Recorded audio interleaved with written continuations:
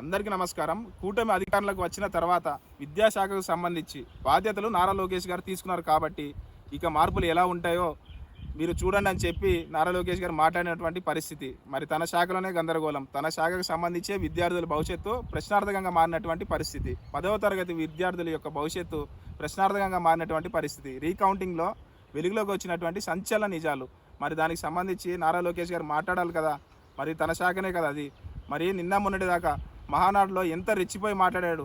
Record all time record అన్నాడు కదా, ఇదేనా ఆల్ టైమ్ రికార్డ్ అంటే? విద్యార్థుల జీవితాలతో ఆడుకోవడం ఆల్ టైమ్ రికార్డ్ అంటేనా? ఆ శాఖ మీద కనీసం మీరు సమీక్ష నిర్వహిస్తున్నారా, పర్యవేక్షణ చేస్తూ ఉన్నారా? అంత టైం ఎక్కడ ఉంటుందా అని చెప్పి నేను అనుకుంటున్నా మీకైతే. ఎందుకంటే మీరు రెడ్ బుక్ రాజ్యాంగాన్ని అమలు చేసేయడంలో బిజీగా ఉన్నట్టున్నారు. మరి విద్యార్థుల జీవితాలతో ఆడుకుంటూ ఉన్నారు. ఇప్పుడు చూడండి 11,000 మంది ఫెయిల్ అయినటువంటి మరి రిజల్ట్ వచ్చింది.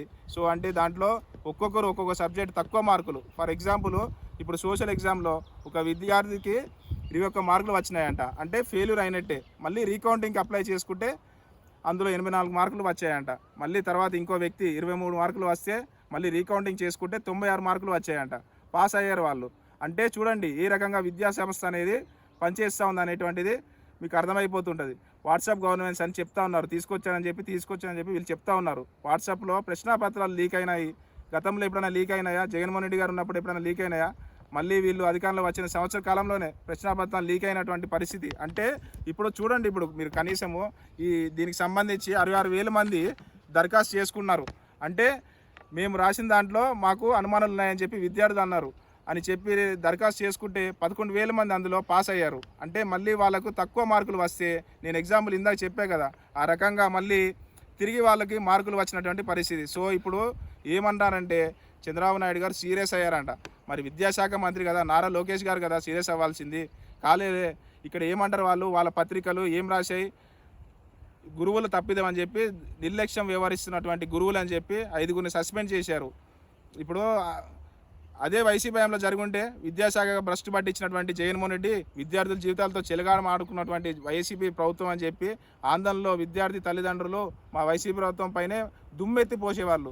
ఈ రకంగా వార్తల కథనాలు ఉండేటివి.